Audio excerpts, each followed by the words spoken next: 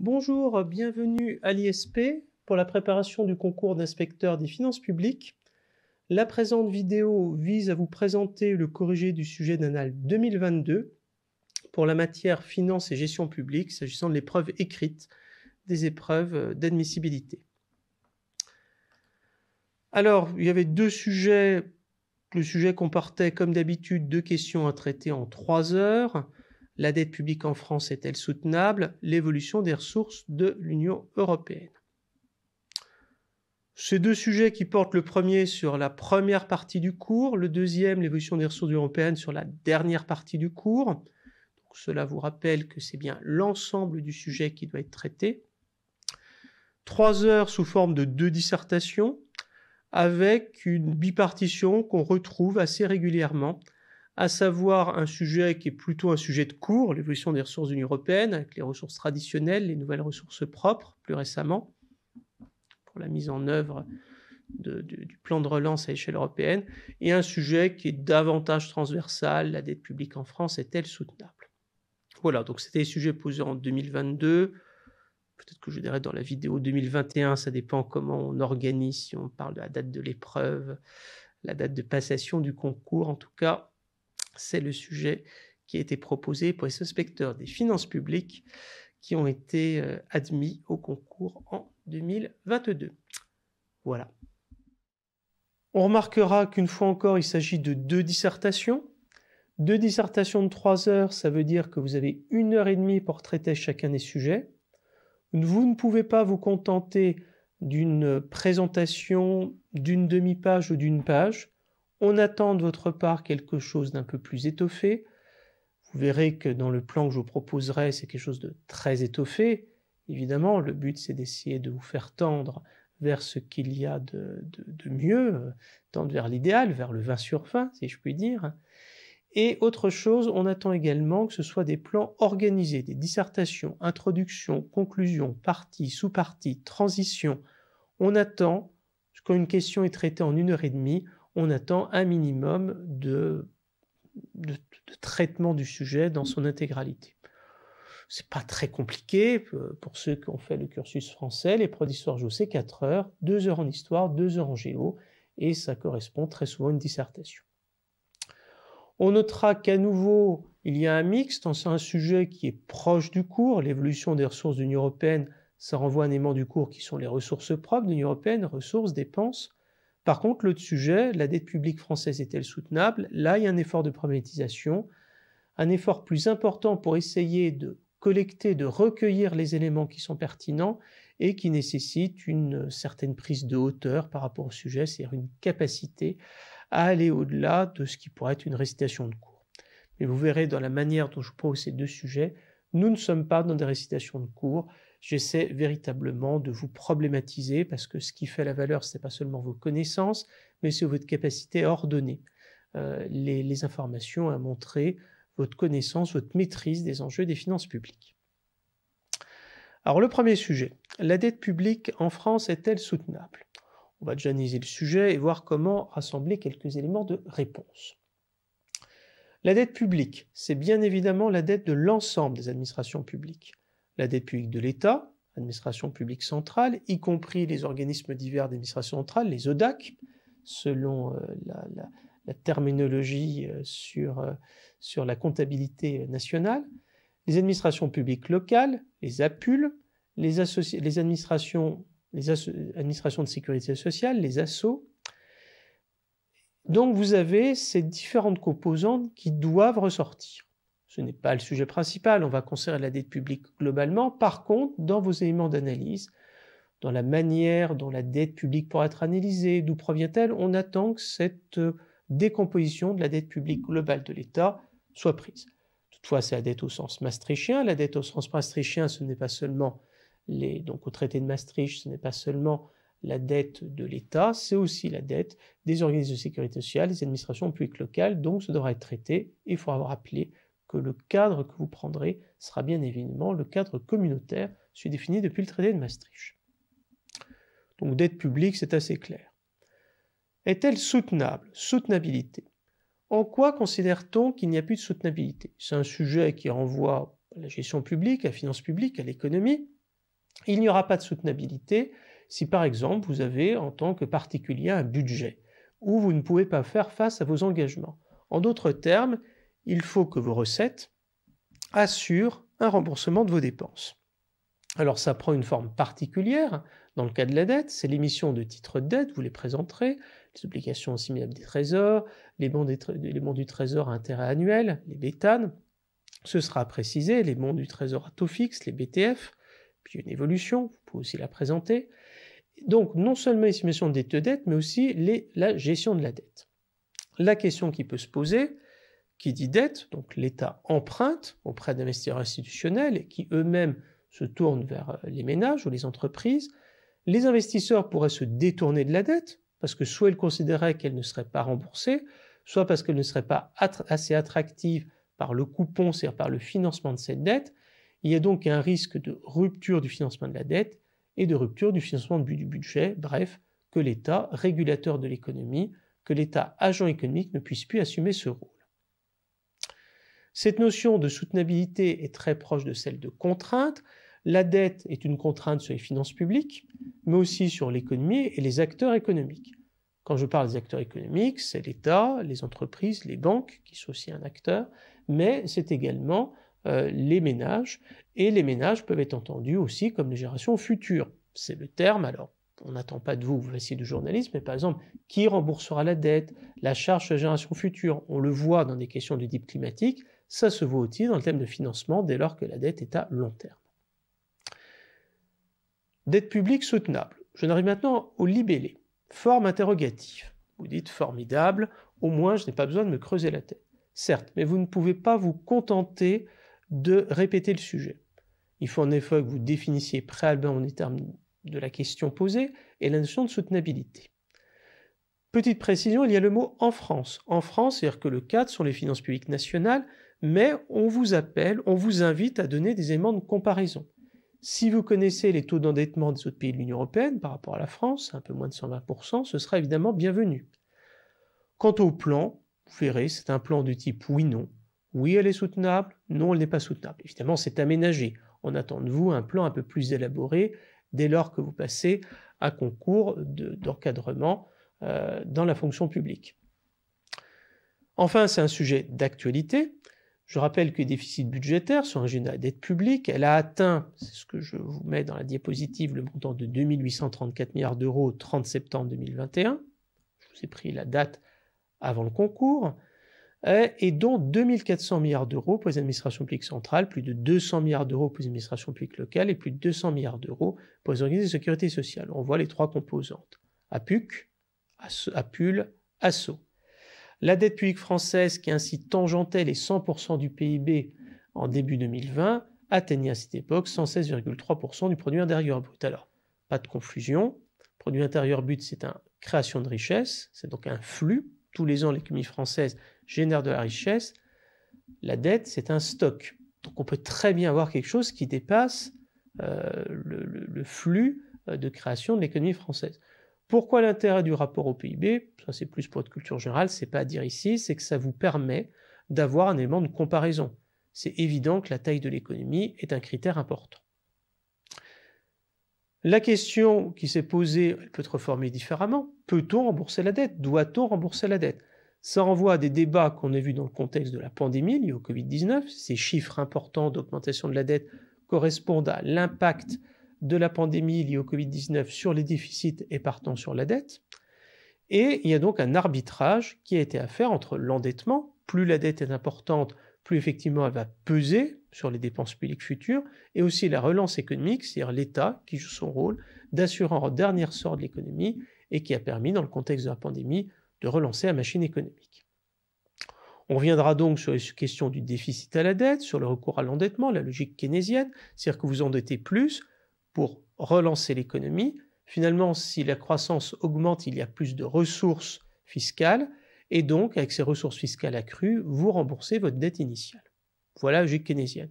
Il y a une autre logique qui est une logique que je dirais davantage néoclassique, libérale, qui, elle, considère qu'il faut essayer de tendre à l'équilibre, puisqu'en fait, l'État, et c'est vrai que c'est une observation, tend en période de faible croissance économique à relancer l'économie, mais il tend également, en période de forte croissance économique, à vouloir baisser les impôts. C'était le débat sur la cagnotte budgétaire. Bref, l'État s'endette sans cesse, il n'est jamais à l'équilibre. Dès lors, peut-on véritablement considérer qu'un jour les investisseurs ne se détourneront plus de la dette publique française? Ça nous renvoie aussi à des notions comme déficit conjoncturel, structurel, puisqu'en effet, en période de faible croissance économique, eh bien, les dépenses sont plus nombreuses. Inversement, l'activité économique est moindre, donc il y a moins de recettes fiscales, que ce soit des recettes liées aux impôts sur les ménages ou ceux sur les entreprises, avec la notion de déficit structurel. Vous voyez, sur un sujet qui peut sembler simple, c'est pas presque un sujet de débat de café du comptoir sur une émission de grande écoute, on voit qu'il y a des interrogations de type spécifiquement budgétaire, également de type économique, et l'intérêt de ce sujet va être votre capacité à ressortir différentes notions, mais aussi à les mettre en valeur, à les problématiser. Alors, quant au traitement du sujet, donc l'introduction, je vous propose de rappeler que l'histoire des finances publiques est celle des crises des finances publiques, de la Révolution qu'est née une incapacité à... On a convoqué les États généraux pour créer des impôts nouveaux. On avait avant, dans le système de l'eau, mis en place un système de déficit qui n'avait pas fonctionné, qui aboutit à une crise des finances publiques majeure. Bref, l'histoire des finances publiques est celle de ces crises, et c'est vrai au XXe siècle. C'est vrai avec des États qui décideront, qui déclareront qu'ils ne peuvent plus rembourser leurs dettes. Le Mexique, malgré ses richesses pétrolières, sera un des premiers États qui le fera après le retournement économique des Trente Glorieuses. Définition des notions, je n'y reviens pas. La problématique, je vous propose de définir la soutenabilité. Y a-t-il un risque de rupture de financement de l'État et des autres personnes publiques? En d'autres termes, est-ce que les titres obligataires, puisque la dette prend forme de titres obligataires, risquent de ne plus trouver preneur sur les marchés de capitaux? Le grand 1, c'est ce que je vous disais, la réponse non. Pourtant, malgré des niveaux d'endettement public sans précédent depuis 1945, ça c'est le pourtant. On pourrait penser que, mais pourtant il n'y a pas de risque de défaut de la dette publique. Un État fait défaut, comme tout emprunteur, le jour où ses ressources n'assurent plus le paiement de la dette. On peut prendre un exemple tiré de l'actualité, j'aurais pu le prendre en introduction. La Russie, face aux sanctions, doit régulièrement, avec des titres de dette, mettons émis à 10 ans, qui arrivent à échéance, les rembourser au bout de 10 ans, peut ne pas être en mesure de la rembourser. Ça a failli arriver, elle a finalement pu assurer le remboursement, sinon elle aurait été en défaut de paiement. Grand A, donc ça c'est le niveau d'endettement, pourquoi la question se pose? Pourquoi demander sa dette publique est soutenable? Cette question est pertinente au regard du niveau d'endettement record atteint dans le contexte de la pandémie. Ici, il s'agira de présenter les évolutions historiques de la dette, mais aussi la décomposition par catégorie d'administration publique, centrale, locale, sécurité sociale. Enfin, ici seront bienvenus des éléments de comparaison avec les autres pays industrialisés. Grand B, toutefois, le financement de la dette n'apparaît cependant pas menacé. Là, c'est un élément qui est intéressant, c'est que les investisseurs ne mesurent pas le remboursement total de la dette. Très peu d'États l'ont fait. La Roumanie l'a fait début 89, ça, au prix de gros sacrifices qui entraîneront d'ailleurs la révolution roumaine, fin 89. L'Algérie, pareil, avec quasiment... Donc, le but, c'est pas d'avoir 0% de dette. L'État, compte tenu de sa richesse patrimoniale, peut avoir un endettement. Son but n'est pas un endettement à zéro. Par contre, c'est la trajectoire des finances publiques. Dès lors que le niveau, et ça c'est le sens maastrichtien, le but n'était pas d'arriver à 60% nécessairement, mais d'avoir une perspective de désendettement et en tout cas de maîtriser. Le Japon est très au-dessus de la dette publique française, on est quasiment, on a 180-190%, mais c'est maîtrisé. C'est-à-dire que les titres de dette arrivant à échéance sont remboursés, l'État émet de nouvelles dettes, bref, il y a donc une maîtrise. C'est donc pas le niveau absolu d'endettement qui importe, tant que son évolution. C'est aussi ici, puisque vous êtes sur un sujet technique, qu'on attendra, et c'est un élément du cours, le financement des différents titres de dette par l'Agence France Trésor, la sophistication d'éléments éprouvés. Vous pouvez rappeler qu'il y avait d'autres, la rente Pinet, l'indexation qui était indexée sur l'or, la rente Giscard, qu'il y avait d'autres formes, mais qu'aujourd'hui, ce sont les titres de dette à plus ou moins long terme, à plus ou moins longue échéance, qui assurent à la fois les besoins de trésorerie de l'État, puisque l'État, avant de pouvoir, enfin, il doit assurer des dépenses en permanence, mais les impôts rentrent à des périodes précises. Donc il peut y avoir un décalage entre les rentrées fiscales, qui sont l'essentiel des recettes publiques, et les dépenses.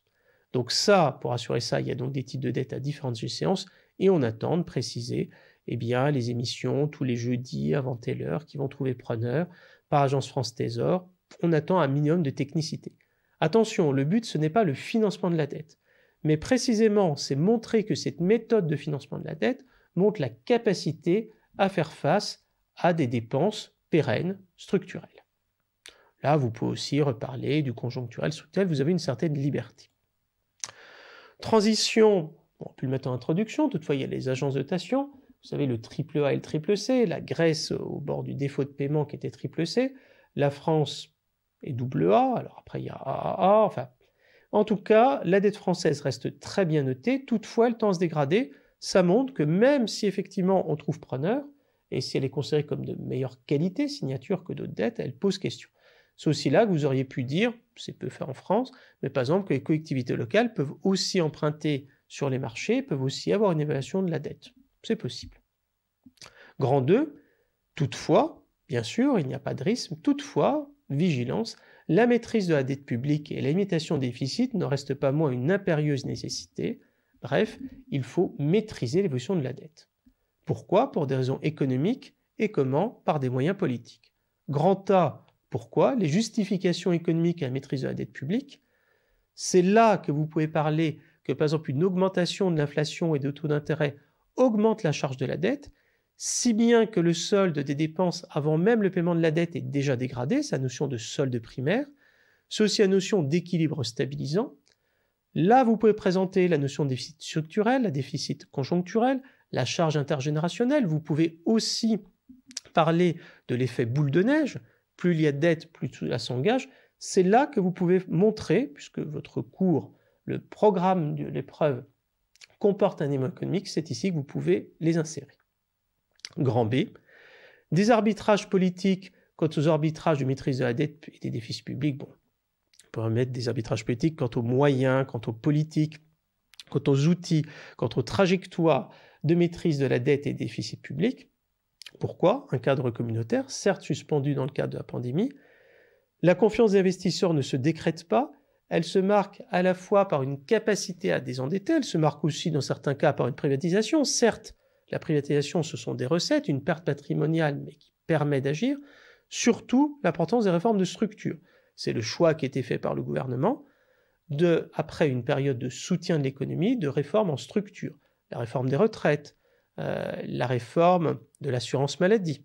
C'est là que vous pouvez présenter aussi, par exemple, les cadres, comme par exemple les lois de programmation des finances publiques, qui visent à encadrer les dépenses. Mais attention, le sujet c'est bien la dette. Mais la dette est la résultante de déficit. Faut-il agir sur les dépenses plus que sur les recettes? La Cour des comptes considère que l'action sur les recettes n'est pas illégitime. Le gouvernement a choisi de ne pas augmenter les impôts, de poursuivre la baisse des impôts. Bref, ce sont donc les dépenses publiques qui vont donc être maîtrisées davantage, qui vont être contrôlées, voire diminuées. Il y a donc des options arbitrées par les gouvernements, mais qui expliqueront pourquoi, c'est une question de base, des schémas économiques, pourquoi il peut y avoir cette confiance. En conclusion, je réponds à la question, la soutenabilité, ce n'est pas le remboursement intégral de la dette, mais ça concerne bien les conditions de financement de l'économie. L'État est un acteur économique majeur de ces économies mixtes, ce qui se mesure par le taux de prélèvement obligatoire et la part que peut jouer l'État. Voilà pour ce premier sujet, j'étais un peu long. J'ai évoqué d'autres sujets, certains me semblent fondamentaux, le niveau de la dette, la charge des taux d'intérêt, le solde primaire, d'autres sont plus, j'ai envie de dire, dans un deuxième temps. Vous savez, c'est en cercle concentrique, comme tout sujet. J'ai essayé de vous le faire le plus large possible. Et vous voyez, sur une copie, on attend 4, 5, 6 pages. Chaque sous-partie, c'est une page. Chaque point peut être une dizaine de lignes. Ça peut être plus court, vous pouvez faire une copie de 3 pages.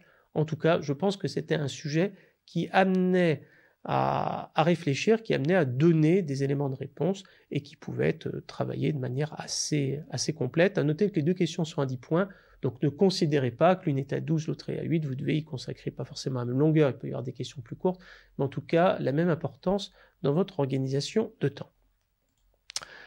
Alors, deuxième sujet, l'évolution des ressources de l'Union européenne. Là, il est plus simple, c'est les ressources européennes, c'est-à-dire l'aspect recettes par rapport aux dépenses. Recettes qui peuvent être d'origine fiscale ou par des prélèvements sur le revenu national brut des États. Approche qui a évolué, celle par rapport à celle de PNB ou de PIB. Évolution, c'est-à-dire qu'on suppose une approche historique. Comment c'était avant, comment c'est maintenant. C'est un sujet qui est d'actualité puisque le plan de relance communautaire est financé par de nouvelles ressources propres. Et la problématique, je dirais que ce niveau des ressources à appréhender regarde des obligations politiques à financer. Il faut financer une politique publique, il faut donc des ressources correspondantes, un principe d'universalité, il n'y a pas une affectation d'une ressource à une dépense, mais aussi de l'obligation d'équipe du budget communautaire qu'on trouve en finances locales, ce qui explique le moindre endettement, en tout cas pour la partie section de fonctionnement des finances locales, et qu'on ne trouve pas pour les finances de l'État, ce qui expliquait sur les 2800 milliards qu'on soit surtout sur les finances de l'État. Or le plan, moi je rappellerai, souvent c'est bien dans un plan de commencer par une anecdote. Conseil européen de 1984, Fontainebleau. Margaret Thatcher, I want my money back. Elle exige que compte tenu de la faible participation des politiques de l'Angleterre, du Royaume-Uni à la politique agricole commune, le Royaume-Uni est contributeur net au budget. Ça illustre une chose, c'est que le budget est essentiellement un acte politique, pour reprendre Gaston Gèze, qui parlait plutôt de l'adoption du budget, et pour dire qu'en tout cas la question des ressources, à savoir comment les différents États vont être impactés, voire bénéficier de rabais, nécessite des éléments essentiellement politiques. C'est là que je continue en disant que les ressources de l'Union européenne sont définies par les traités et accords interinstitutionnels, c'est plutôt les traités internationaux et accords institutionnels. Et là, je préciserai que l'Union européenne, disposant d'un budget, doit assurer le financement de ces différentes politiques publiques. La problématique, elle est assez simple. Le budget communautaire est pluriannuel, c'est le cadre financier pluriannuel 2021-2027. Compte tenu du plan de relance prévu dans ce cadre, comment devront évoluer les ressources propres? Vous pouvez aussi faire les ressources propres originales. Évoluer, ça veut dire que ce n'est pas le schéma d'origine, quelle pourra être l'évolution. Alors le plan, c'est un plan plutôt historique, qui va rappeler hier, aujourd'hui, et le grand 2, maintenant demain, puisqu'il faut de nouvelles ressources propres, quelles sont les options et comment vont-elles être mises en œuvre. Grand 1, un cadre renouvelé par les exigences du plan de relance dans le cadre du cadre financier pluriannuel 2021-2027. Alors je suis d'accord, si vous n'avez pas fait de finances publiques communautaires, vous voyez des choses, CFP, revenu national brut, c'est des éléments techniques. Alors ça, c'est le propre d'un sujet plutôt de cours, d'être beaucoup plus technique. Mais vous voyez que ce n'est pas une récitation uniquement du champ. Il y a des ressources propres, il y a de nouvelles ressources propres. Vous auriez pu prendre ce plan. Ce plan, il est un peu simple. Moi, ce que j'essaie de vous faire, c'est quelque chose d'un peu plus élaboré, qui montre vis-à-vis du correcteur que vous avez une maîtrise du sujet. Et ensuite, il faut se placer dans un cas de correcteur de copie de concours. Ils ont X fois la même copie. Quand ils ont un plan un peu original, quand ça attire leur attention, c'est un peu comme un article de journal. S'il y a une accroche, un titre, des sous-parties, vous partez avec un avantage. Donc un cadre renouvelé. Les ressources propres de l'Union européenne sont étroitement liées à l'émergence du budget communautaire, c'est une partie historique. Là, je donne les 3 additions ressources propres depuis 1970, qui créent chacune des catégories. Des montants qui dépendent des dépenses, c'est le principe d'équilibre budgétaire. Et c'est là que je présente, après cette partie historique, alors vous pouvez aussi la combiner, les différentes ressources propres traditionnelles, la part RNB, revenu national brut, la ressource TVA, les droits de douane, les droits agricoles, la cotisation sucre et isoglucose. Vous n'êtes pas obligé de tout connaître en détail, mais au moins citez-les et au moins sachez que c'est la part RNB, revenu national brut, qui équilibre pour la contribution des États. Et des autres ressources. Ça, c'est la plus-value. Un excédent de l'exercice précédent, parce que tout n'a pas été consommé. Les taxes versées par le personnel de l'Union européenne sur ses rémunérations. La convention de pays tiers à certains pays européens. Les amendes, qui par définition, ça fait que 2%. Mais si vous êtes capable de montrer que les ressources, ce ne sont pas uniquement les ressources propres, le sujet, ce n'est pas les ressources propres, ni les ressources propres, c'est toutes les ressources. Là, vous marquez un point. Typiquement, parler des autres ressources, c'est bien, les citer, c'est encore mieux. Ça, c'est typiquement sur ce type de sujet, la question, la précision qui permet de dissocier un candidat qui a vraiment des connaissances de fond. Donc, partie historique. Vous pouvez présenter les ressources propres dans un cadre historique, vous pouvez présenter le cadre historique et détailler les ressources propres, vous avez une certaine liberté. Grand B, des exigences nouvelles dans le cadre du CFP 2021-2027, une double rupture, un plan de relance, c'est-à-dire que là, on augmente en volume le budget communautaire, mais aussi les missions d'obligations communautaires. Les ressources, vous pourriez considérer que ces obligations communautaires sont dans le champ. Moi, je tends à considérer qu'on s'en éloigne un peu, puisque c'est plus les modes de financement, mais c'est possible. Et en tout cas, citer ces obligations communautaires, vous montrez que vous voyez que les ressources, en tout cas les dépenses, nécessitent des instruments spécifiques. Je pense que c'est bienvenu de le faire.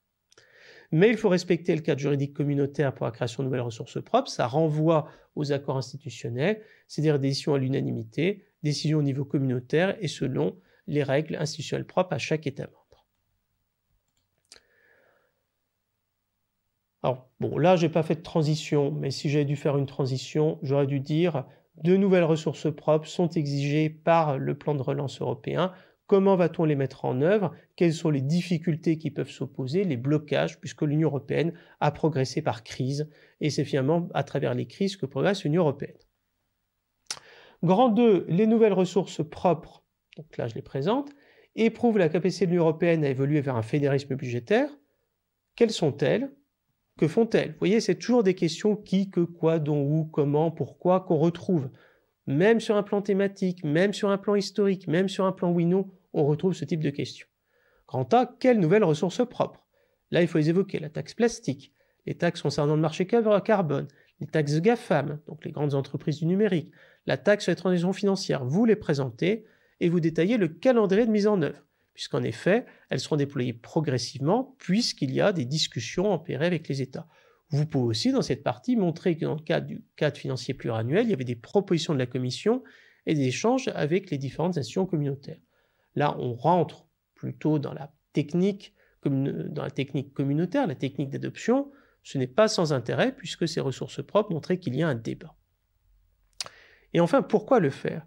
Eh bien, une reconfiguration des ressources propres, donc on va changer le champ des ressources propres, qui répond aux objectifs économiques, sociaux, environnementaux, je peux rajouter le budget européen. Là, c'est intéressant parce qu'on a montré le lien avec les dépenses.